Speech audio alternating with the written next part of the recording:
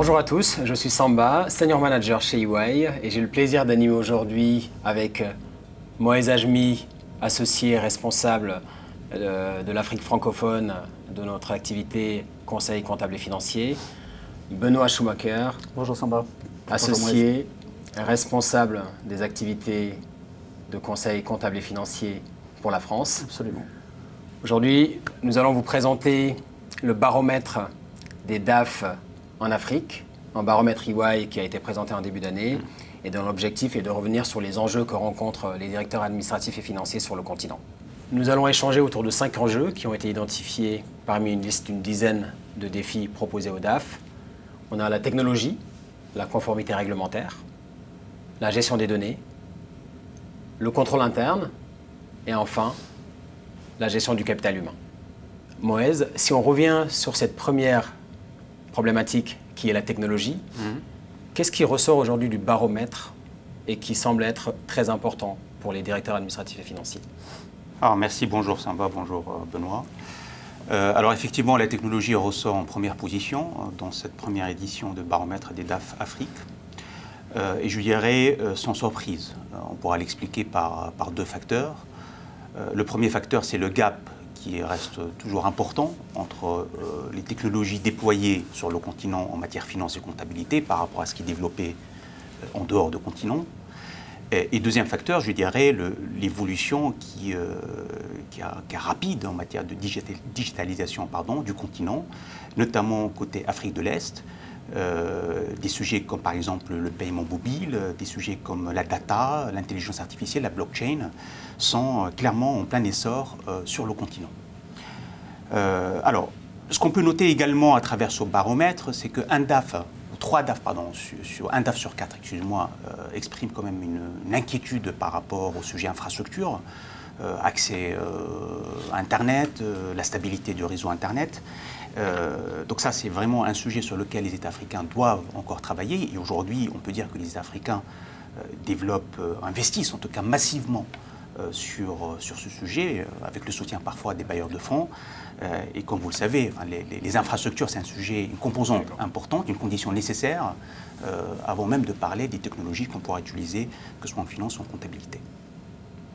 Très bien. Et si on voit le corollaire peut-être niveau européen, Benoît, est-ce que ça évoque quelques réactions en vous si on compare à ce que les DAF européens... Forcément, parce qu'on ne peut pas dire qu'il y a un problème d'accès à la technologie en Europe. Aujourd'hui, c'est un sujet qui est derrière les Européens. Les technologies, le sujet, je dirais, est plutôt inverse. C'est-à-dire qu'il y a abondance de technologies disponibles. Et l'enjeu majeur des directions financières aujourd'hui, c'est de pouvoir faire les bons arbitrages dans les technologies, dans toutes les technologies qui sont proposées. Et au sein de chaque type de technologie, quels sont les bons outils à utiliser. Vous prenez le cas par exemple des outils ERP aujourd'hui pour la finance. Les ERP pour la finance, vous devez choisir entre un ERP standardisé ou un ERP complètement customisé. Et dans le passé, on était sur des ERP très customisés, mais ça a un coût qui devient prohibitif pour beaucoup de groupes. Donc là, il y a un arbitrage majeur à faire. Vous avez aussi le cas aujourd'hui des outils EPM, tous ces outils de reporting, que ce soit pour la gestion, pour la consolidation, etc. Ces outils-là aujourd'hui, on est à la 3e génération, il y a pléthore d'outils sur le marché, il faut être capable de choisir les bons outils, parce que la finance n'est pas là pour faire perdre du temps, elle est là pour en faire gagner à tout le monde. Donc là, il y a un vrai choix à faire. Et de la même façon, sur l'intelligence artificielle dont parlait Moez tout à l'heure, vous pouvez avoir beaucoup d'offres sur le marché pour la finance. La réalité, c'est qu'il y a un enjeu majeur de faire, là encore, le tri entre ce qui est vraiment ce qui va faire gagner du temps et ce qui n'est pas forcément un gain de temps in fine pour les entreprises. En revanche, il y a un enjeu majeur qui est arrivé en Europe sur ces sujets avec le développement de la data et des technologies, qui est un enjeu de souveraineté nationale, avec aujourd'hui la plupart des data qui sont stockées dans le cloud. Et ça, tous les États européens sont en train de travailler sur ces sujets-là. Absolument. Enjeu qu'on le retrouve aussi d'ailleurs de façon très forte dernièrement dans les États africains, pour lesquels c'est aussi un enjeu effectivement pour lequel il faut trouver des solutions. Très bien, bah, écoutez, merci. Donc sur le prochain défi, donc on va aborder la conformité réglementaire. Donc là-dessus, les DAF se disent préparés, ils sont sensibilisés. Maintenant, Moez, qu'est-ce que vous voyez vous comme peut-être la next step pour ces DAF-là, pour aller se conformer au niveau réglementaire sur le marché africain? Alors, pour donner un peu de chiffres, effectivement, 86% des répondants estiment qu'ils sont être bien préparés, en tout cas, face à des changements réglementaires. Il faut savoir qu'au niveau du continent, alors certes, la résistance, elle est partout, mais je dirais qu'il y a très peu de résistance quand on introduit de nouveautés réglementaires ou normatives. On l'a déjà vu avec le passage en CISCOA révisé il y a maintenant plusieurs années. On l'a vu récemment aussi avec le passage en normes IFRS dans un certain nombre de pays, y compris l'Afrique de l'Ouest par rapport aux sociétés cotées. Alors, là où il reste encore de chemin à parcourir, mais sur le plan réglementaire, je dirais, c'est toutes les notions qui portent à l'éthique, qui portent à la conformité. Alors, effectivement, il y a très peu de choses. Je dirais c'est un terrain qui est encore un peu vierge, par manque tout simplement de réglementation assez soutenue, assez mature, à l'instar de ce qu'on trouve en France avec la loi Sapin 2 ou aux États-Unis avec le dispositif FCPA. Peut-être un autre sujet toujours dans ce registre, c'est toute la partie, on va dire, environnementale, sociétale, qu'on regarde, enfin, qu'on trouve aujourd'hui en Europe avec tout le dispositif CSRD. Alors, c'est vrai qu'il y a des initiatives par-ci, par-là, par quelques entreprises, d'ailleurs, dont certaines, EY avait apporté une assistance sur ces sujets-là, mais ça reste quand même des initiatives un peu timides, en l'absence, là aussi, de réglementation un peu poussée, et je dirais principalement drivées par les donneurs d'ordre qui se trouvent dans les pays OCDE. Très bien, merci. Benoît, en termes de conformité réglementaire, comment sont appréhendées les choses du côté européen? Là, pour le coup, on est sur un enjeu majeur. Et on est sur un enjeu majeur, non pas parce qu'on demande davantage de réglementation et de conformité, mais parce qu'aujourd'hui, il y a un sentiment très vif au sein des milieux économiques que l'Union européenne est allée trop loin en termes de conformité et de réglementation. Donc les gens ne sont pas contre la réglementation et les enjeux de conformité, mais simplement dans la compétition mondiale aujourd'hui, c'est devenu perçu comme une contrainte trop élevée pour les acteurs européens. Quand on regarde ces dernières années, il y a eu des réglementations, à mon avis, de bon sens, sur la réglementation sur la protection des données en Europe, qui était très importante. Il y a également eu un certain nombre de textes sur l'anticorruption, dont la fameuse loi Sapin 2 en France, qui est quand même contraignante pour les acteurs en France. Aujourd'hui, ce qui fait beaucoup débat et qui a fait couler beaucoup d'encre, ce sont ces fameux textes sur le développement durable, et donc la CSRD, qui s'impose dans l'Union européenne. Et en réalité, on voit que l'Union européenne est en train de faire marche arrière sous la pression des politiques, eux-mêmes sous la pression de leurs milieux économiques nationaux, qui disent là ça va trop loin, et on est en train d'avoir une distorsion de concurrence trop importante, vu le coût de mise en œuvre et de maintien de ce type de réglementation. Et donc, paradoxalement, et puis vous pouvez trouver d'autres textes encore, vous voyez en France avec la loi de dématérialisation, qui est déjà mise en œuvre dans certains pays comme l'Italie, avec la transmission de toutes les données digitalisées, de toutes vos données transactionnelles digitalisées à l'administration fiscale, ce sont encore des contraintes pour les entreprises pour s'adapter, qui ne sont pas nécessairement imposées à des concurrents, à des compétiteurs sur le marché mondial. Et du coup, on se retrouve dans une forme de paradoxe où aujourd'hui, on a plutôt une remise en cause du degré de réglementation et de conformité en Europe. Et il y a un vrai débat très vif sur ce sujet-là. Très bien, très intéressant. D'ailleurs, vous avez évoqué, quand vous parliez de conformité réglementaire, de la gestion des données, c'est un autre défi sur la gestion des données qu'on retrouve dans ce baromètre, en position numéro 3 pour les DAF. Donc pareil, qui sont très conscients de l'enjeu que cela représente et de l'outil de pilotage que ça peut être. Ils en sont conscients. Maintenant, Moez, aujourd'hui, si je reviens vers vous, en termes de gestion des données sur le continent, qu'est-ce qui ressort du baromètre? Alors, bon, la gestion des données, c'est lié aussi à la technologie. Une technologie qui est arrivée en première position, donc je dirais, sans surprise, on trouve la gestion des données quelque part aussi dans les principaux défis. Non, clairement, aujourd'hui, il y a un intérêt croissant, et ça c'est une réalité, Benoît, parmi les décideurs africains, donc que ce soit DAF, CFO ou CEO, par rapport à la gestion des données. Donc oui, il y a une conscience aujourd'hui de l'importance de la data pour aller chercher, améliorer la productivité opérationnelle, pour aller orienter efficacement les stratégies des entreprises. À cela se rajoute un autre phénomène aussi qu'on observe, c'est la naissance de players locaux spécialisés dans la data en Afrique. Alors souvent créés par la diaspora, mais qui sont là, qui existent et qui vont aussi contribuer à booster cet aspect-là, gestion des data, dans le domaine de la finance et de la comptabilité. Alors, autre chose aussi, Benoît a cité tout à l'heure les EPM, etc. Alors, ils ne sont pas encore, on va dire, au top des priorités ou à l'agenda, enfin, au top de l'agenda de CFO, mais on commence quand même à avoir des discussions avec les directeurs financiers sur les sujets EPM, sur les sujets FP&A aussi, tout ce qui est planification et analyse financière. Et tout ça axé, bien évidemment, sur les données et sur de la data. Ok, très bien. Benoît, vous voulez peut-être rebondir sur la gestion des données. Effectivement, c'est lié aux infras, mais est-ce que... en Europe, sans surprise pour vous, il y a la préoccupation de la data, parce que la data s'est imposée avec l'explosion de la data ces 10 dernières années, qui est avec des lois de croissance exponentielle, comme vous le savez. La data, pour la finance, c'est clé pour l'aide à la prévision, c'est clé pour la prise de décision, pour le rôle de business partner des fonctions finance. Ça, je pense que c'est quelque chose qui est très très largement rentré dans la vie des entreprises et de la fonction finance. Ça suppose quand même, et c'est là que commence le défi en réalité, d'avoir des données qui sont fiables, d'avoir un référentiel qui est cohérent. Quand vous êtes dans un groupe multinational, il a beau être européen, encore faut-il que toutes les entités dans le groupe parlent le même langage sur la data, s'il veut pouvoir utiliser cette data à bon escient. Et donc, quelque chose qui est sur le devant de la scène aujourd'hui, c'est tout ce qui est gouvernance de la data. C'est illusoire de vouloir lancer des projets massifs en intelligence artificielle pour la finance au service des opérations, si avant toute chose, vous n'avez pas nettoyé proprement et rendu cohérent votre référentiel de data. Absolument, absolument. Alors, on va passer au quatrième enjeu. Très important également pour les DAF, qui a été relevé, c'est le contrôle interne. Donc, comme pour la conformité réglementaire, pareil, donc il y a une prise de conscience importante.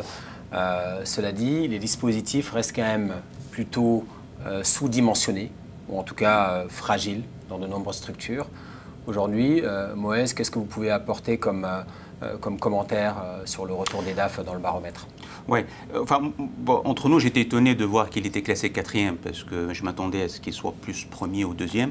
Je crois que vous l'avez mentionné dans l'introduction, c'est que, en fait, je dirais la culture de contrôle interne, elle est là, elle est présente, mais sauf que les processus restent fragiles. Les processus financiers restent fragiles et donc, effectivement, je m'attendais à ce que le contrôle interne soit en première ou en 2e position. Après, ça ne veut pas dire qu'il n'y a pas de conscience auprès des CFO de l'importance du contrôle interne pour fiabiliser l'information financière, pour la rendre plus efficiente, plus efficace. Il suffit de regarder le chiffre 97% des répondants qui soulignent que la gestion des risques constitue comme une composante importante dans le rôle même d'un directeur financier. Donc on n'est pas face à des directeurs financiers axés uniquement sur des chiffres, en tout cas pour enregistrer les transactions, mais on est quand même face à des directeurs financiers qui sont conscients, qui ont conscience de l'importance de risque pour, dans les processus financiers d'établissement des comptes. Très bien. Benoît, en termes de maturité sur le contrôle interne, évidemment sur des environnements européens aujourd'hui, on est peut-être plus avancé. C'est quoi les enjeux aujourd'hui en termes de contrôle interne pour les DAF en Europe? Alors, je dirais que c'est une situation un peu contrastée parce qu'on n'a déjà pas les mêmes sujets selon qu'on parle de groupes cotés en Europe ou de groupes non cotés. Les préoccupations ne sont pas les mêmes. Je rappelle que le contrôle interne, c'est un arbitrage entre l'efficacité et le coût quand même. Et il y a une notion de coût derrière que bien sûr toutes les fonctions finance ont à l'esprit quand il s'agit de parler contrôle interne. Donc c'est évidemment un enjeu. C'est un enjeu qui est devenu plus complexe qu'avant parce qu'avant ça se centrait sur le suivi des transactions jusqu'aux états financiers. Mais aujourd'hui au financier on a rajouté l'extra-financier en Europe. Il ne faut pas l'oublier avec cette CSRD qui est présente et avec des reporting extra-financiers. CSRD ou pas d'ailleurs, il y avait déjà des textes avant. Et donc le contrôle interne doit aller sur de plus en plus de sujets. Et donc ça, il faut quand même, il y a un apprentissage de mettre du contrôle interne autour de ces datas qui sont des datas au départ déstructurées. Et bien sûr, il faut les rendre, on en parlait tout à l'heure, plus cohérentes et plus structurées. Donc il y a aussi des outils qui permettent de gagner en efficacité, avec des outils où il y a de plus en plus d'automatisation qui nous permettent d'avoir des gains sur les enjeux de contrôle interne, et y compris sur le contrôle en temps réel des opérations qui transitent dans les outils. Après, on reste quand même sur cette question du curseur, de l'arbitrage coût-efficacité. Et là, on voit des choses très différentes chez les acteurs européens, et notamment les non-cotés, évidemment. Ce que je dirais en conclusion, on n'en est pas encore, même s'il y a des réflexions en Europe là-dessus, on n'en est pas encore à la mise en place d'un dispositif tel que Sarbanes-Oxley, SOX aux US. On n'est pas sur ces modèles-là. Et je pense que ce qui est en train de se passer sur la CSRD avec, effectivement, on en parlait, cette prise de conscience que peut-être les Européens sont allés trop loin sur certaines réglementations qui pénalisent leurs acteurs économiques dans la compétition mondiale, je pense que ça freine un peu la mise en place effectivement de référentiels de contrôle interne plus contraignants. Okay. Peut-être juste, je rajoute un commentaire par rapport, vous l'aviez évoqué Benoît, par rapport à la technologie, enfin le contrôle interne et la technologie, les contrôles automatiques en quelque sorte. C'est vrai qu'en Afrique, voilà, il reste encore un peu du progrès à faire là-dessus, c'est-à-dire que le contrôle interne reste on va dire, quasiment manuel aujourd'hui, et je pense qu'il gagnerait davantage si on arrive à l'incrémenter, en tout cas le déployer à travers les technologies. Donc ça fait le lien aussi avec le thème avec la technologie numéro 1 qui vient dans les principaux défis. Ok, non, mais très bien, très clair. Écoutez, je vous propose d'aller sur le dernier enjeu, dernier dans l'ordre pour les 5 qu'on a sélectionnés évidemment, mais vous savez qu'il y a d'autres enjeux importants également. Peut-être une surprise aussi, mais je vous laisserai commenter, c'est le capital humain.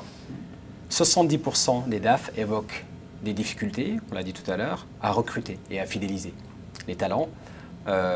Est-ce que c'est une surprise pour vous déjà que ce soit un enjeu, qu'il arrive 5e peut-être? Est-ce que vous l'attendiez peut-être à un autre endroit? Non, enfin je dirais, je laisserai après Benoît s'exprimer sur la partie Europe, où là il y a peut-être un peu plus de pénurie de ressources qualifiées en matière finance et comptabilité. En Afrique, il faut dire aussi qu'il existe des filières universitaires d'excellence quand même qui alimentent le marché de l'emploi tous les ans par des candidats qui sont formés sur les sujets finance et comptabilité. Donc je dirais qu'il n'y a pas vraiment de vraie pénurie, d'accord, de ressources humaines. Bon, et ça, je dirais, c'est une bonne nouvelle parce que l'économie africaine est une économie basée sur une croissance forte, parfois à 2 chiffres, et donc il est intéressant de voir des filières universitaires comme ça qui permettent en tout cas d'accompagner cette croissance en matière de ressources humaines, notamment sur les métiers finance et comptabilité. Alors, je dirais plus, les 70%, je dirais plus par rapport à la fidélisation des talents. Ça, c'est vrai, lorsqu'on discute avec les directeurs financiers, il y a ce sujet-là de fidélisation des talents. Je dirais qu'il peut s'expliquer par deux facteurs. Le premier facteur, c'est par rapport à la gestion des carrières, dans les métiers finance comptabilité qui manquent encore, on va dire, de maturité. Oui. D'accord. Et deuxième facteur, je dirais, c'est la concurrence, en quelque sorte, avec les investisseurs étrangers qui viennent, en tout cas, s'installer dans les pays africains et qui vont aller un peu recruter les talents à tout prix. Donc voilà, donc c'est plus un sujet de fidélisation, donc c'est un sujet, on va dire, gestion de carrière que pénurie de ressources qualifiées. Très bien. Benoît, en comparaison, est-ce que la gestion des talents en Europe est un sujet? À votre avis, en réalité, mais Mouez a un peu vendu la mèche, c'est devenu un enjeu tout à fait critique en Europe. C'est-à-dire être capable de recruter et de fidéliser les talents dans la fonction finance, aujourd'hui, c'est un enjeu critique pour pratiquement tous nos clients. Dès qu'on discute avec un directeur financier, ce sujet-là est très haut dans l'agenda. Il y a des raisons qui expliquent ça et qu'il faut bien comprendre, hein, c'est que la fonction finance a suivi la complexification de la technologie, de l'arrivée de la data, etc. Et donc, il faut des gens capables de sortir d'une activité mono, je dirais, dans laquelle ils étaient avant, il y a 10 ans ou il y a 20 ans, et d'être beaucoup plus agile. En réalité, ça demande beaucoup plus d'agilité, d'être dans la fonction finance aujourd'hui, et être capable de comprendre tous ces outils technologiques, etc., les enjeux de la data. Il y en a un deuxième sans doute, qui est que la mise en place de ces outils, des nouvelles technologies dont on parlait, fait qu'on a ce shift qui est en train de se produire en Europe, où de moins en moins on est dans la production d'informations financières, de plus en plus on est dans l'analyse et l'agilité, la prévision avec la donnée financière. Et donc on voit bien que ce n'est pas les mêmes profils dans ces cas-là que l'on doit recruter. Et puis, ce que l'on voit aussi, c'est que la guerre fait tellement rage sur le métier de la finance en Europe aujourd'hui que si vous voulez garder les bons talents, eh bien, il faut réduire la pénibilité de leur charge. Il y a à la fois l'aspect rémunération, mais il y a aussi la pénibilité du travail. On travaille beaucoup, nous, chez EY, notamment sur l'optimisation des processus de clôture. L'un des enjeux majeurs qui amène les groupes à bouger sur ces sujets-là et optimiser leur processus de clôture, c'est la pénibilité de ces processus-là pour les collaborateurs en finance. Et surtout quand vous avez des clôtures mensuelles, donc qui reviennent évidemment régulièrement, il y a vraiment un enjeu de faire en sorte que les gens n'y passent pas trop d'heures et que ce soit trop complexe, etc. Et donc derrière, il y a tout un tas de choses à mettre en place pour faciliter la vie des gens, pour garder ces talents-là. Donc la tendance est quand même beaucoup à automatiser les choses. Donc ça aussi, ça va vers de moins en moins de collaborateurs en finance, d'une certaine façon, il faut le comprendre aussi. Et puis enfin, dernier élément, il y a quand même cette image de la finance chez les jeunes en Europe qui n'a pas toujours bonne presse, pour plein de raisons. L'une des raisons, il y en a d'autres, mais l'une des raisons, c'est la finance est vue comme un métier où on travaille trop. En tout cas, c'est l'image qu'elle donne, où on travaille trop. Et donc pour beaucoup de jeunes, et je parle de jeunes qui sont issus des meilleures écoles, notamment en France, il y a quand même cette image un peu grise de la finance par rapport à ça. Pour des questions de life balance qu'on comprend bien, d'équilibre de vie privée, vie professionnelle, alors que très honnêtement, les métiers de la finance sont des métiers aujourd'hui qui sont devenus extrêmement intéressants, vu la qualité de la data qu'on peut utiliser et ce rôle de business partner dont je parlais tout à l'heure, qu'on peut avoir avec tous les autres départements de l'entreprise. Et ça, c'est exceptionnel d'avoir ce rôle-là au sein de l'entreprise. Absolument, le métier de DAF évolue. Clairement, aujourd'hui, on n'est plus uniquement dans de la finance, mais on parle de Sustainable Business Partner. Donc, on est vraiment dans de la finance, dans les enjeux ESG également. Donc, c'est absolument stratégique. Et donc, effectivement, c'est un bon message pour les plus jeunes peut-être qui nous suivent et qui seraient intéressés par ces métiers. Merci à vous. Merci. Merci Benoît. Merci Moez pour vos éclairages précieux. C'était extrêmement intéressant d'avoir ce regard croisé entre dynamique continentale et benchmarks internationaux. Merci à notre réseau EY en Afrique. Merci aux équipes locales et régionales qui ont mis beaucoup d'énergie pour que cette première édition de ce baromètre soit une réussite. Merci évidemment à nos clients, DAF, directeurs de contrôle de gestion, chefs comptables, qui ont enrichi par la qualité de leur contribution ce baromètre. Ce baromètre, cette première édition, évidemment, c'est un point de départ que nous allons enrichir demain avec une approche plus spécifique par région. Vous le savez, évidemment, l'Afrique est un continent avec des réalités différentes en fonction des régions, des niveaux de maturité en termes de gestion des données, en termes de maturité technologique, en termes de gestion des risques et différentes entre l'Afrique du Nord, l'Afrique de l'Est ou encore l'Afrique de l'Ouest. Donc dans les prochaines éditions, nous nous efforcerons de faire une analyse beaucoup plus fine et nous vous encourageons à nous suivre. Et encore merci, c'était un plaisir d'animer cet échange. Avec joie. Avec vous. Merci Benoît. Merci beaucoup. Merci beaucoup. Merci beaucoup, c'est Benoît. Au revoir. Au revoir.